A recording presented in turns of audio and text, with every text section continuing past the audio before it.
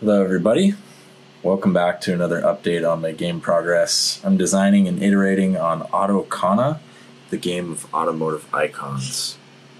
Players take on the position of leaders of alternate timeline fictional car companies at the end of World War II and are strategizing to sell cars, complete objectives, win races, and ultimately become the most prestigious company by the year 2030. You'll see that there are many ways to accomplish this goal of being the most prestigious. My goal is that this becomes a very immersive game where you really feel like you're crafting a company and moving through the ages and having this feel like a celebration of car culture. This is primarily a card trick-taking game paired with area control and limited resource strategy. I've had multiple physical prototypes, but at my current stage I'm playtesting in Tabletop Simulator, which you see here. I'm going to take you through a few rounds, possibly an era of play between 3 players. This will be more like a playthrough than exploring and explaining all of the rules, but you'll be able to pick up a fair bit of it. All right, so here we are in Autocona. Again, this is an early prototype within Tabletop Simulator. I'm going to take you through a scenario here in which we have 3 different players. We're going to talk about some of the decisions that must be made at the beginning of the game. You kind of get a sense of the overall game board, which is here in the middle. I'll go through some of these cards and explain what's going on here. This is the player map, the player sheet, kind of representing the overall company that you're running. I've already selected companies for each one of these. You'll see this is Forza. So in reality, you would draw 3 different company cards over here and choose your favorite one. Each company has a starting country that you get an advantage in. You also have a little bit of a historical reference, kind of how the company was started and founded, and the unique traits that each of these companies have to allow for different play styles. You'll see utility garages, sport garages. These are all representing the different segments, the different markets, and the types of vehicles that you can choose to invest in and create. Here you get all of the actions that you can possibly take on a turn. You get action cubes representing the 4 actions that you can take per round. A little bit of technical and emotional ethos, which I'll get into a little bit later, and a couple of additional things that we might run into. But we're going to get started with setting this up. So really what we have right now is we're starting in 1945. You can see up here, this is representing Era 1. I'm imagining a typical game to go on all of these rounds as the kind of comprehensive expanded game. And then a shortened condensed game could be all of these solids. So you kind of skip every 10 years rather than every 5 years. Right now we have representations of the sales that each of these companies start with. And this is purely based on the country that they start in. So we have a Japanese brand, we have an American brand, and an Italian brand. Importantly, different continents as well. So that kind of comes into the gameplay a little bit later as well. And then these are all the different segments, the different types of markets that you can play into. And there's 8 cards in each of these stacks right now representing the Era 1 markets and races for motorsport. Wild is something I'm toying with right now, but I don't currently have a use for. So we're going to go ahead and draw one of these. We're going to flip it over. And this is going to represent the different markets that we are allowed to play into in 1945. So these are randomly drawn. They represent where the market is based and the overall rewards that you can get for winning that market, and as well as the requirements that it takes. We are also going to flip over a decision point. This is Era 1, 1945. So every single 5-year block or round has a decision that you have to make right off the bat. So we're going to start there. We're also going to draw cards. So at the beginning of the game, you're going to get 8 cards. 6 of them are going to be vehicle component cards, and 2 of them are going to be wilds. So I'm going to come up here. I'm going to draw 6 of these body/internal cards. You'll see them kind of populate down there at the bottom into my hand. And so you'll notice the different color representing the different segments of vehicles. So I've got quite a wide range, not a whole lot of similar colors. We got a couple of these value cards and a couple motorsport, and then a couple wilds representing some upgrades, it looks like. So that's our hand currently. There's also a value attached to each of these, of course. And then interestingly, these cards have multiple values associated. So when you play a card like this, you're actually going to have to choose which side you want to play. So typically the lower value option in that card is going to be sort of your standard option that does not have any downside. And the higher value, if you want to go for that higher value to try to outperform your competitors, you are going to have to take some sort of disadvantage to play that. And I'll get into that a little bit more, but you can see how that kind of pans out here. I'm going to put that back in my hand for now. So I've got Italian company Forza, a little bit more played towards maybe a little bit more of an advantage towards motorsport markets, just because I can play motorsport cards in sport markets. So actually that's an advantage for sport category. Does not mean that I have to play just in the sport category, but I definitely have an advantage there. I have an advantage in Italy. We'll go to the next company, which is Autocona, and this is the American brand. Let's take a look at our features here. So we get +1 advantage in the entire Americas market. So that represents America, Brazil, and Mexico. Of course, we get a +1 advantage in the US as well. And starting over here in the US. So we're going to draw our cards as well. So starting off pretty strong here with value cards. A couple motorsport cards, some pretty high value stuff going on in here. 3s for Aero 1 are sort of the highest, I believe. I think there's some 4s scattered in there. And we've got a motorsport package, which means we can convert sport and luxury into a motorsport. We've also got a +2 for Euro. So once we are moving into a European market, if we hold on to that card, we could have a little bit of an advantage there. So right now I'm just going around the table and I'm drawing the cards to kind of get set up and understand where each one of these companies is starting. The interesting thing about this game is that a lot of this is hinged on the cards that you draw. So there's no monetary aspect to this. It's all really how you have your cards set up. They represent not only the vehicle components that you can create, but they're also your financials. So you can utilize them as purely a value rather than playing them as a vehicle. So here we're starting off really strong with some utility cards, couple luxury cards, a pretty high value sport card here, an American package, and a Protect. I'll get into that a little bit later if that comes up. Seijaku is the Japanese brand. I'm going to go ahead and drop a couple of these that I missed into our technical and emotional ethos.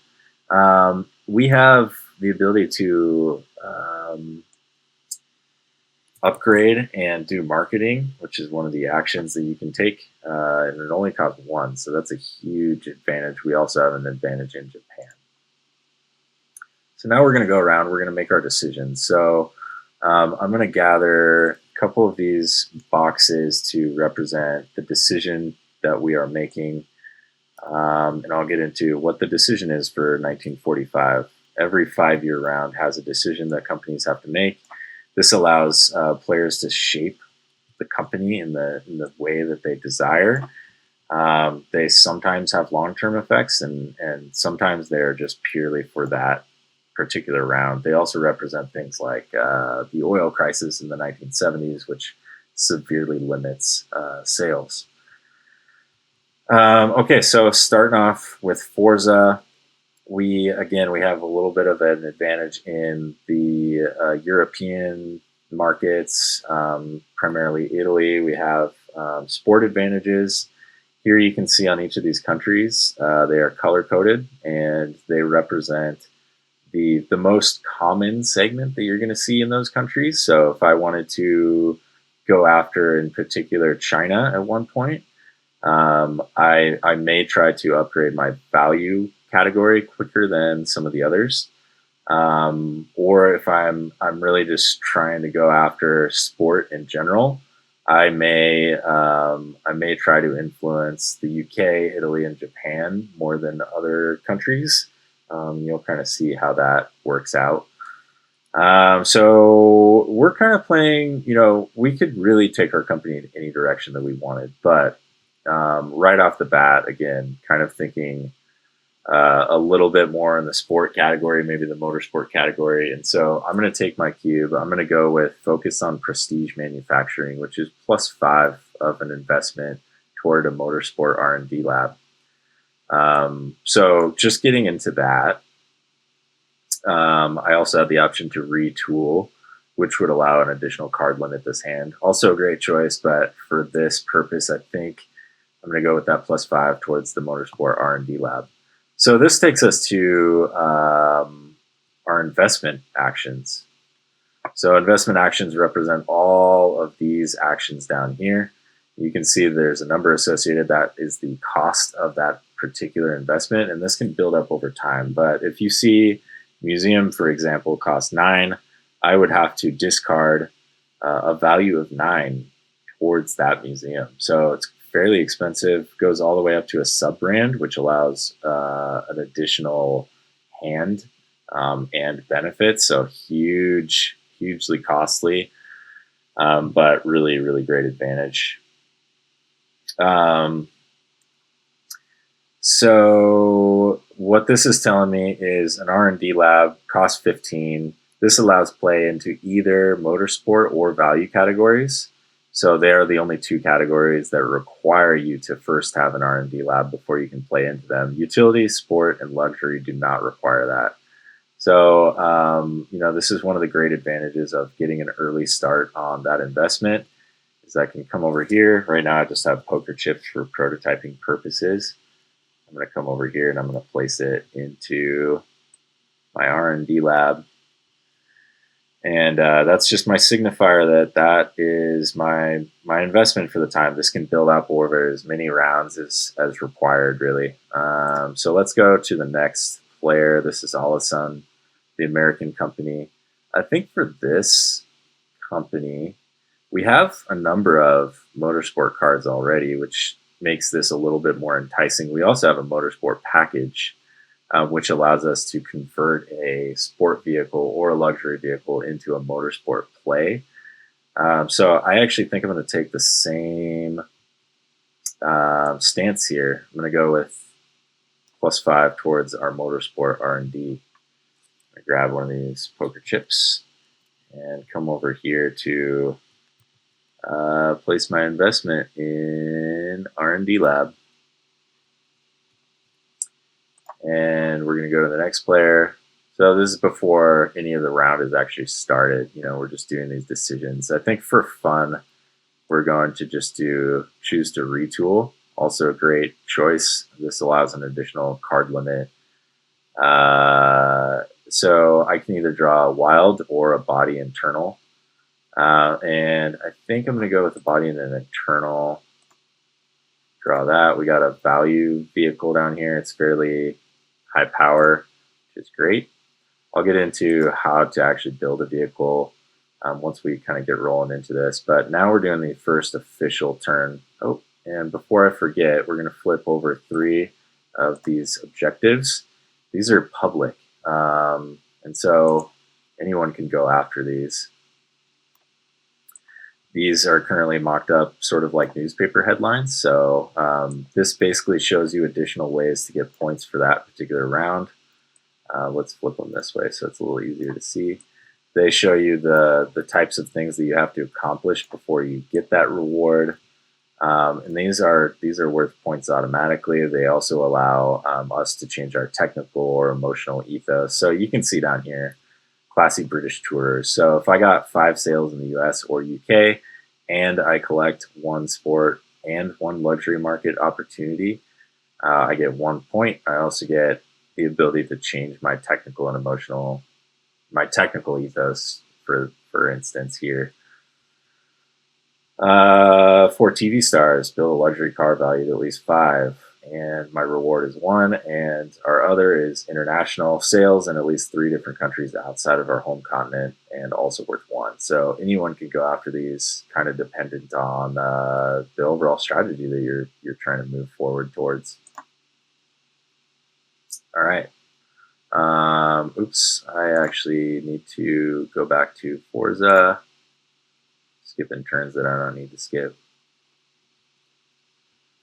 All right, so let's see what we have here. We have, the main way that this play happens is by, generally, more or less, you can make investments. You can retool, which allows you to discard as many cards as you want and redraw to your hand limit, which at the beginning of the game is 8 cards.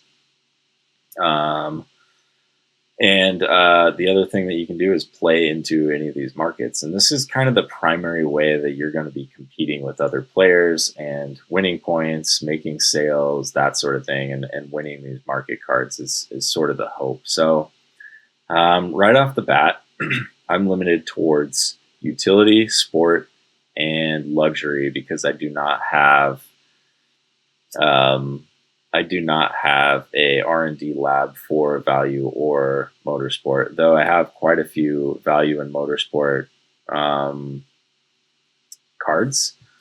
And so I might actually want to invest even more into my motorsport lab to really try to get up into that category. I could also do it for value, but I already have a head start on the motorsport lab. So what I can do now is I'm going to grab one of my action cubes, go over here to invest.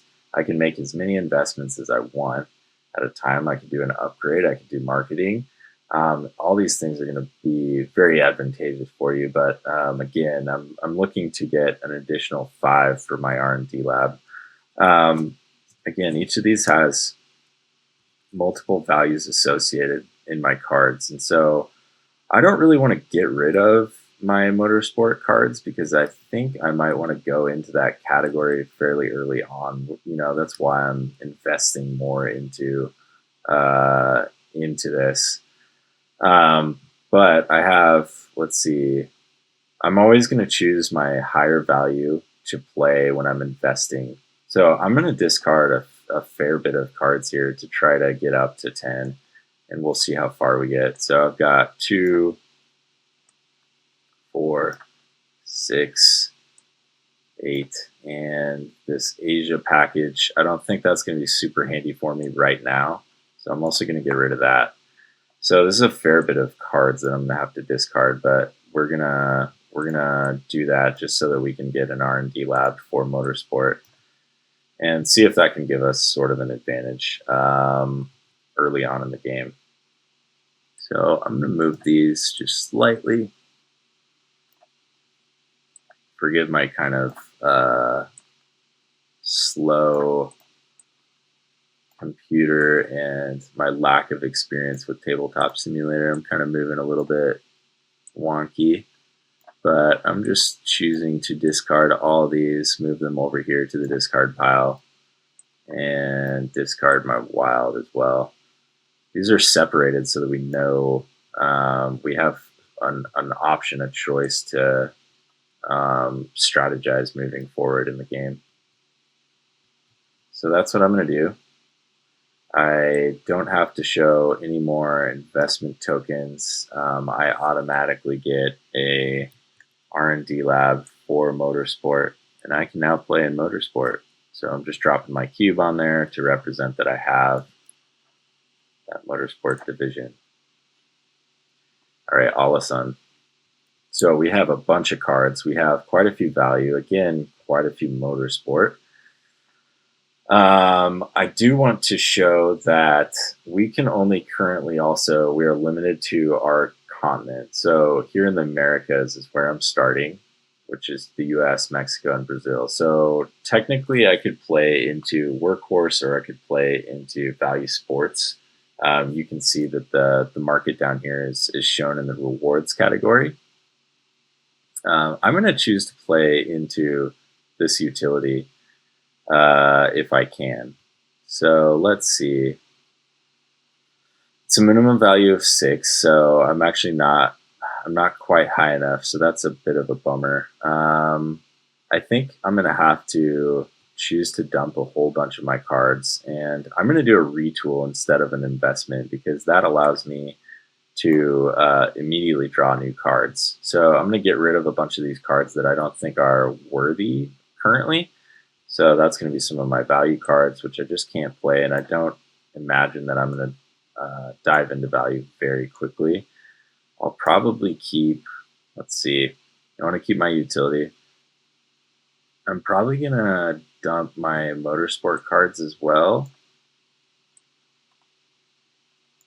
because I have this motorsport package, which is really handy. This means that I can build a luxury or sport vehicle and play into motorsport automatically if I choose to use this, which is really, really helpful. So I have 4 cards now. I'm just going to go for body and internal, so we're going to draw an additional 4. Okay, cool. So this is great. I cannot play into market anymore. I already did my retool, which represents my action. But the cool thing is that I have another utility card here, which I think is going to take us up to the minimum value of 6, which is great. So next round, I'm definitely going to be eyeing that. I might be eyeing luxury in the future here too, because I'm getting some components here. All right, going to Seijaku. I can play pretty immediately into my home market here because this is a luxury, so I don't need an R&D lab. It's also within my continent. It happens to be in my home country. I have a couple luxury cards, so I'm going to go ahead and dump some investment into creating a vehicle for the luxury category. So what I'm going to do is take one of my action cubes, and in order to show this build and release function, I'm not actually going to just drop that onto the build and release category. I'm going to show that I am playing into this. This tells all the other players that, hey, there's competition here. Someone's playing a vehicle into that category. And I'm going to take some of my luxury cards. And this is, you would, in reality, play this in secret and flip these into your luxury garage once you choose your particular vehicle. But for the purpose of this, I'm just going to show you what I've got. So body and internal cards are quite literally that. So you've got a body and you've got an internal, and this is for each and every segment. And so in order to play a vehicle, you could either play a singular body, or you could play a singular internal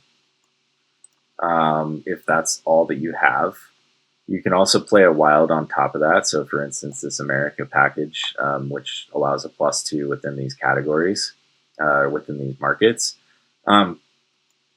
But the really great way to strengthen your vehicle is to create a complete vehicle. So rather than licensing out an internal component or a body, you're creating a full vehicle and combining points that way. So if you're able to couple these cards together,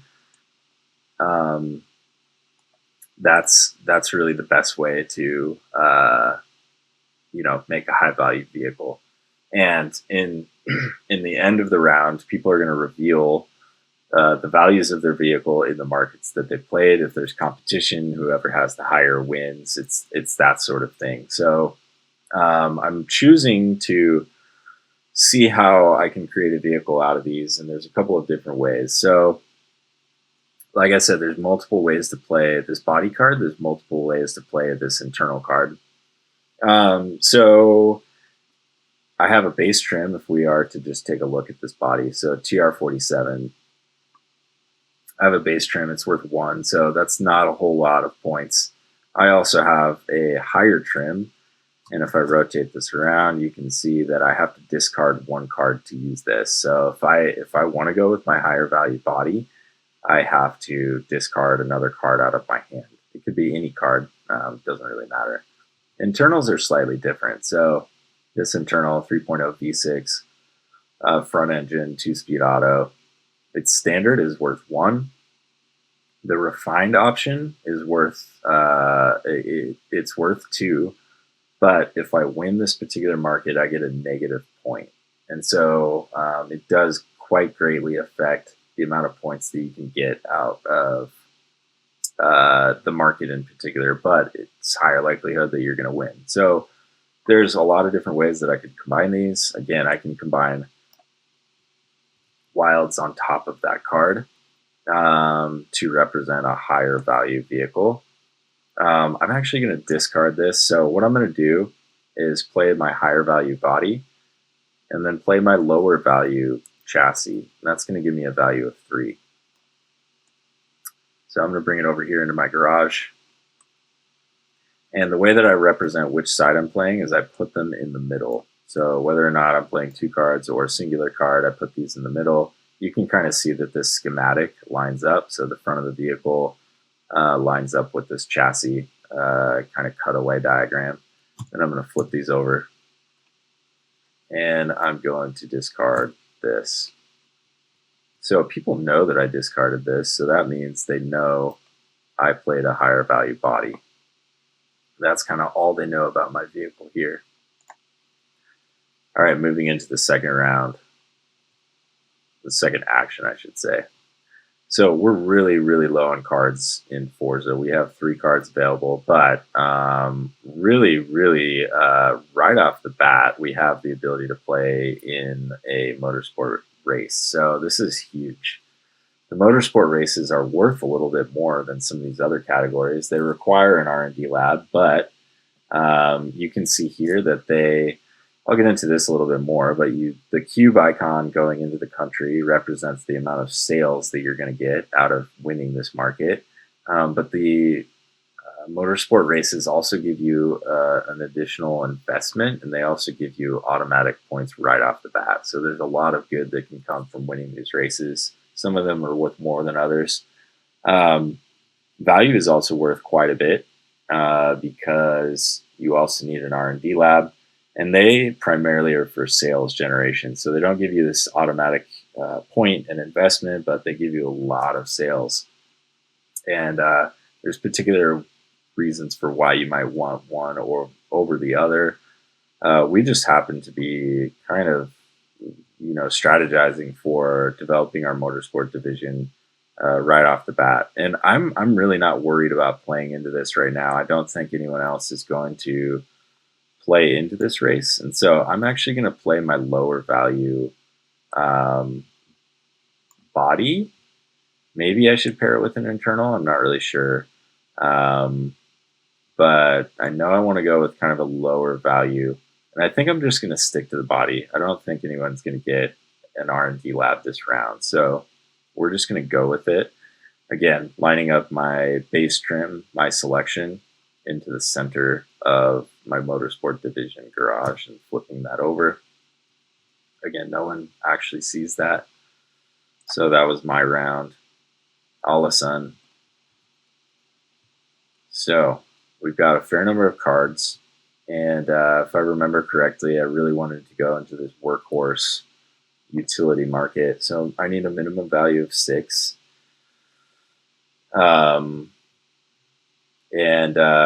You'll notice here that there are little trackers, and this represents the maximum value of a vehicle that you can build into that category. So I'm actually at 5 right now for utility. I have to move this up to 6. So before I play into that category, I'm going to have to do an upgrade.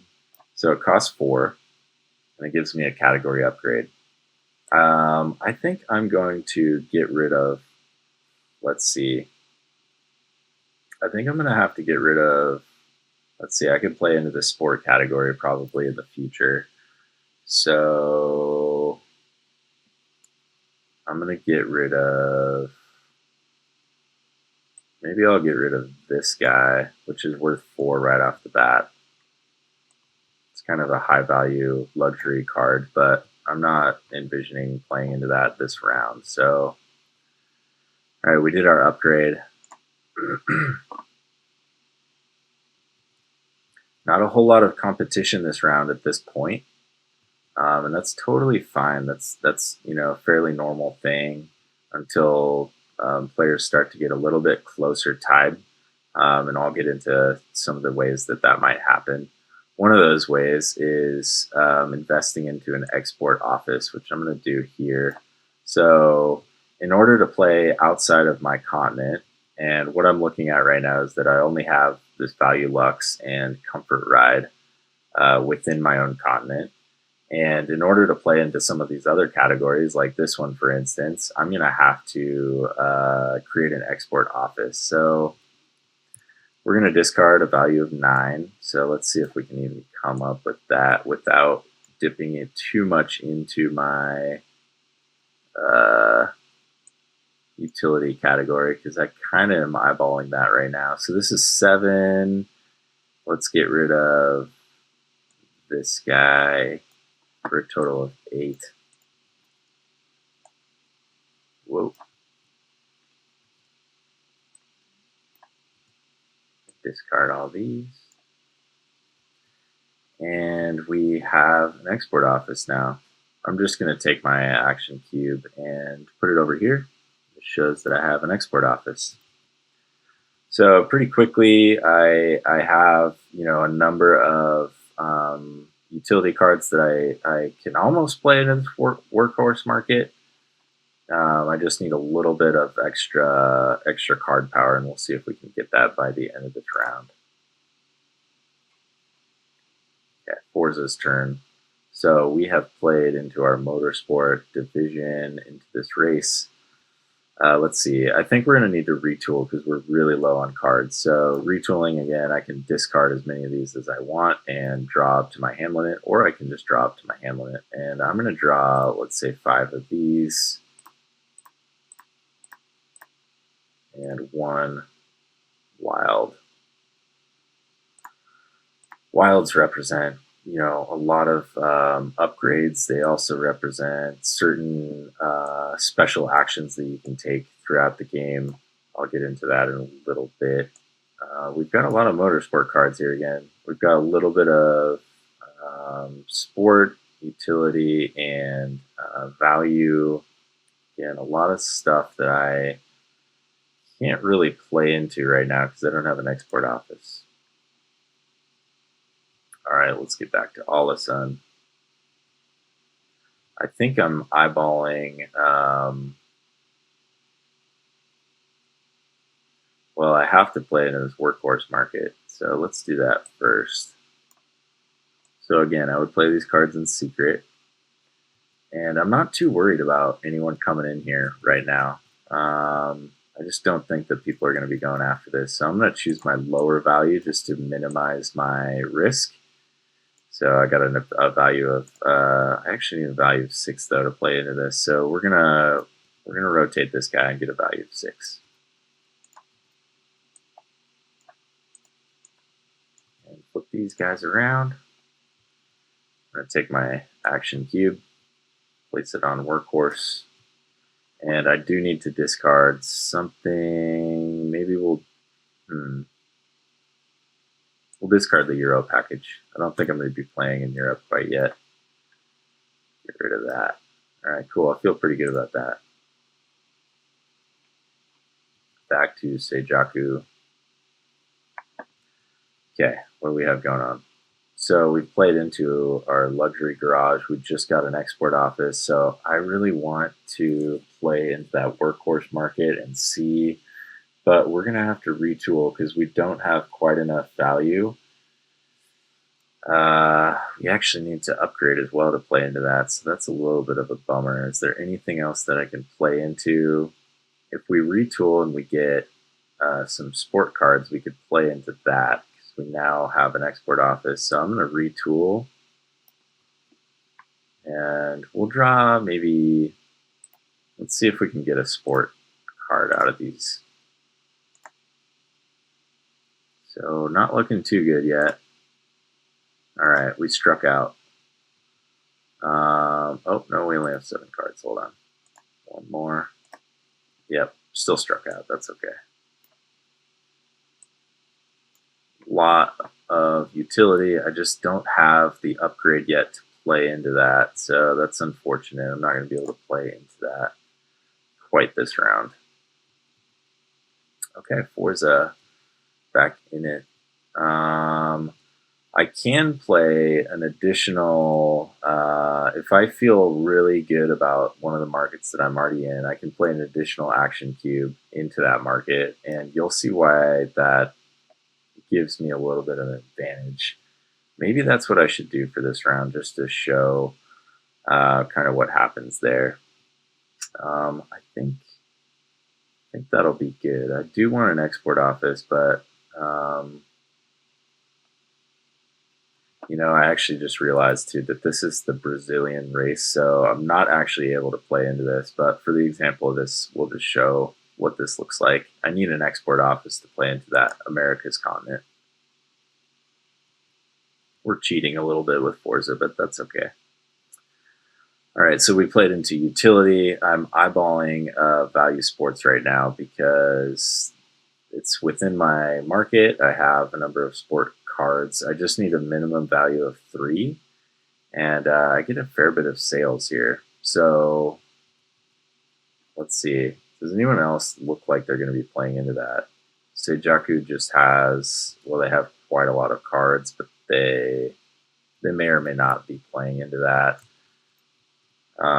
Forza has quite a lot of cards as well, but no export office, so they can't play into that. So I'm going to go with kind of a low risk option. I'm just going to play this body, and I'm going to go with the lower. This is just so I can preserve some of my cards for the future. So we're going to play into Value Sports. And last action for Seijaku. All right, so I've got a lot of cards. Again, I can't play into utility quite yet. And I don't know, well, I have a lot of utility cards, so maybe in the next round. Luxury is looking pretty good for me too, but I already played into that category. What do I want to do? It might be a good time to invest in an upgrade. And I think, I really should be looking at some of these objectives. Maybe international is a good one. This is basically sales in at least 3 different countries outside of our home continent. I think maybe I could go after that because I already have an early start on an export office. So kind of looking around and ideating on, what can my overall strategy be? Where should I go after? What things should I focus on? I think for now, I'm actually going to upgrade. I think I'm going to upgrade my luxury category and maybe also my utility. And I'm going to get rid of some of these other cards that aren't within that, just so I don't have to use those up. I have 2 bodies worth the same, so maybe I can get rid of one of those. And I think I will get rid of this as well, just because 2 internals, not as helpful as a body and an internal. So we got a 2, 4, we've got 7 and 10 here, so I could do 2 upgrades. Then I'm going to do utility and luxury. And then I've got a value of 2 left over for some other investment. So let's get a couple of these, using these $10 chips for representing a 1. And I think we're going to go with the sales office. And I'll explain a little bit of what that is all about once we get a little bit more investment into that. In order to represent this, I'm going to bring this over into my investment. And so that ends the 1945 round after we show who won each of these markets. and then tally up any additional applicable points. So let's get into that. Okay, so this is an example of an end of a round and how we resolve some of these market opportunities that were played into. Any uncontested market opportunity like this comfort ride is just simply going to get taken and discarded over here in the discard pile. And the majority, well, all of the rest of these only had a singular competitor playing into them. So I'm going to show you how that resolves, and then I'll do an example of how, if we had a little bit of competition in another hypothetical round, how that might resolve. So we'll go over here to Workhorse. I believe Olasun was the only one that played into this particular market. They were the only ones who developed utility quick enough to play into that based on the requirements that were listed. And so what's going to happen is you're going to tally up the amount of cubes that are on this particular card. So Olasun played 1 cube, basically just signifying that they built a vehicle and marketed it into this market opportunity. They did not bolster it with an additional cube. No one else played into it, so it's a singular cube. So what we're looking at now is down here in the rewards section. This is noting 1 cube leading into the United States, signifying that the sales are in the United States, and then +2. So it's basically saying the number of cubes into the US as a sale +2. So Olasun is going to get 3 sales in this particular market. They already have 1 sale, and so because they already have a sale there, I'm just going to place these poker chips. We're going to place 3 of these to signify that they now have 4 sales in this particular market. So they're really dominating the US right now. They're also going to take this particular market opportunity, going to take their cube back.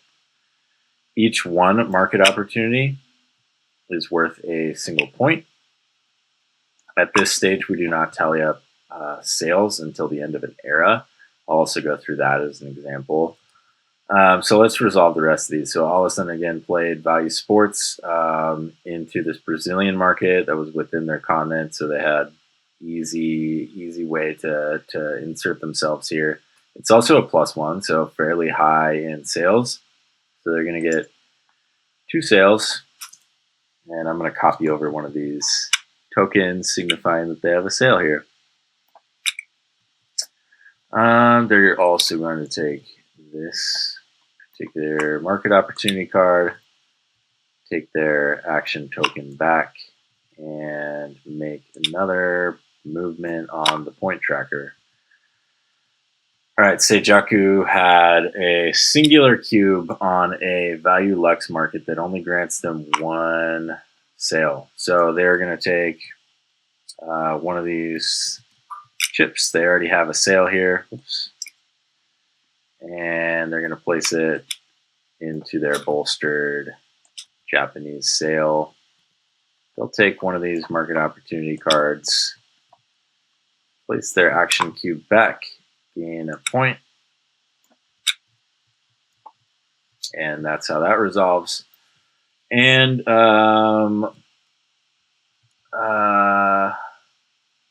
so now we have Forza. They played into Brazil, this Brazilian race. They were the only ones, and they bolstered with an additional cube. So they were really betting on this. And these cubes only affect these sales. So you'll notice with the races, there's additional rewards that you're going to receive if you win.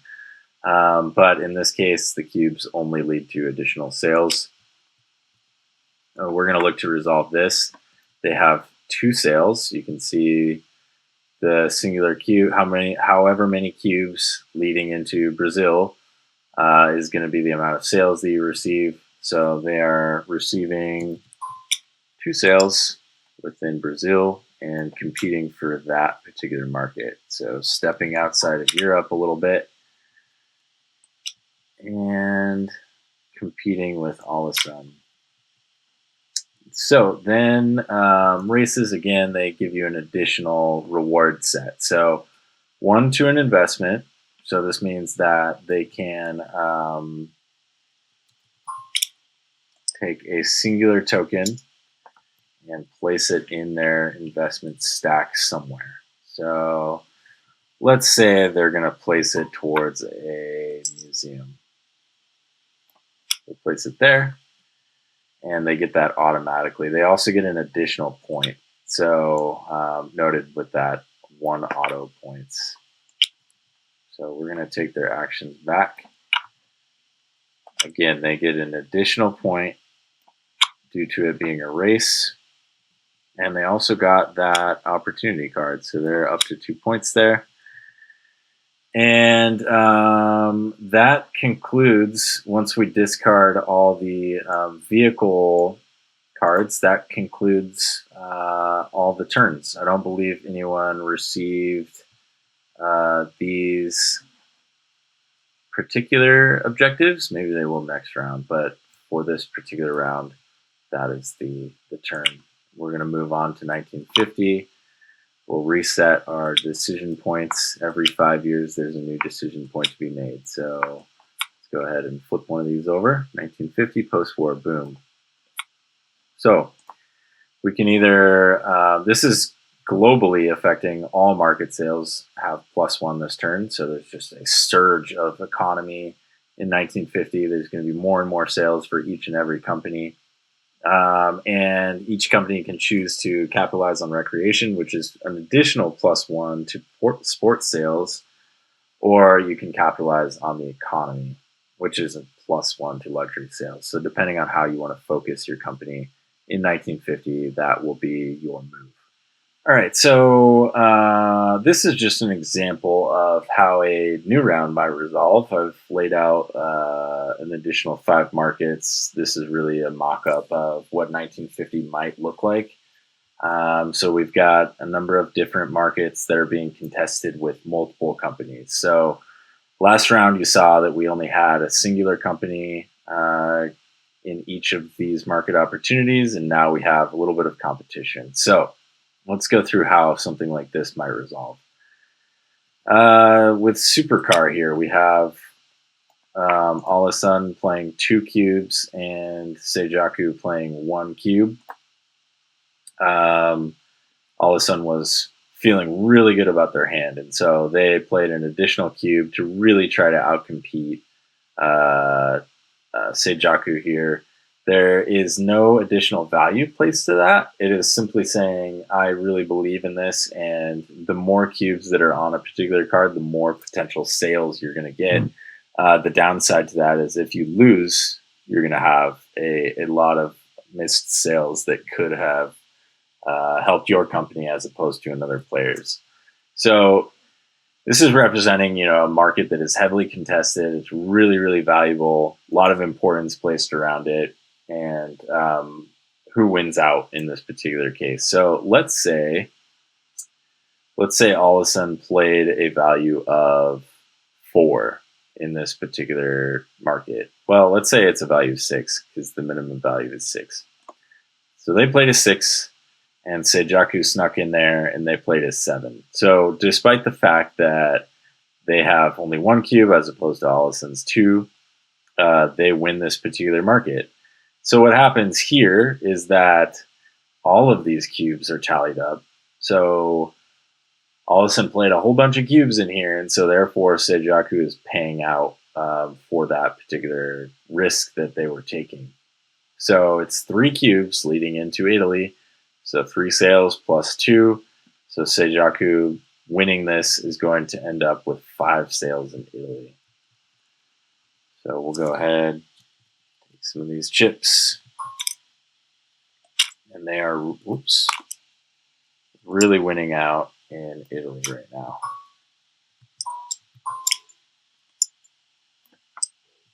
They would take an additional point for taking that market opportunity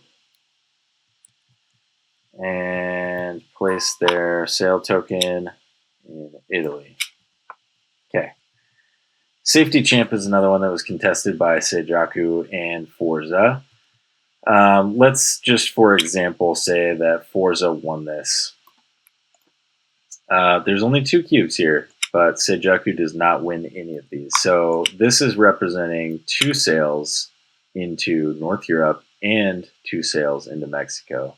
These are not split up in any way. It is signifying that there's a whole bunch of sales that occurred within these 2 markets. Some of these value cards can be a +2 as well, so you can get a ton of sales out of this, especially if there's a contested market there. So I'll go ahead and add 2 sales to North Europe for Forza, 2 sales into Mexico. All right, so let's say that we've progressed all the way to the end of 1970. We're moving into 1975. We're now going to resolve additional points that are made at the end of an era. So whether or not we've played a comprehensive game of playing every 5 years or a shortened game of playing every 10 years, we are now going to tally up additional points and consolidate the board just a little bit. So what's going to happen here is we're going to go country by country and tally up points that are made in those particular countries. Winner takes all. So what's happened here is Japan has 2 points associated in value. Seijaku wins out. So they are going to take 2 points for Japan. Seijaku also takes 1 point for Italy. They beat out Forza. Forza is going to take North Europe for 2 points.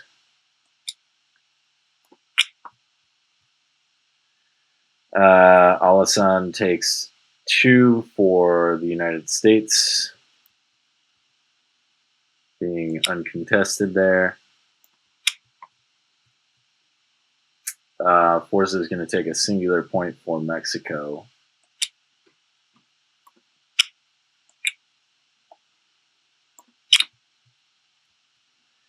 And then I believe we have a tie here in Brazil. So that's going to be a stalemate in Brazil.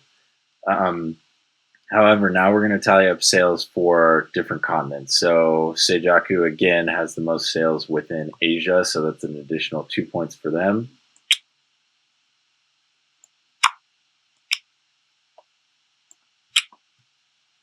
Europe is going to go to, let's see, 3 versus a 4. So Seijaku is going to take Europe as well, which is an additional 2 points for them. So you can see how you might start to strategize, hey, I need additional sales in this particular country to then solidify my grasp on the Southern Hemisphere or Asia, or maybe I need to really just focus in on a particular country that is being competed with for quite a bit. Let's see, and I believe Alasan is taking the Americas, so they are going to move up an additional 2 points. So that is more or less how you play Autocona. I haven't worked out all the details. Not everything's finalized. There's still a lot of playtesting going on. There's weight issues. There's balancing issues with different actions that you can take. There's, I think, a timing issue here where it's taking a little bit longer than I really wanted. I think I want more competition. So how do I incorporate a little bit of that? Basically try to allow players to compete a little bit more, rather than having so many uncontested segments. But I'd love to hear your thoughts and what you think of it so far. Feel free to drop me a comment. Any thoughts that you might have on things that are working, aren't working, just any thoughts really would be so helpful. I really appreciate it if you've watched up to this particular point. Thank you so much, and I'll be sure to continue to update.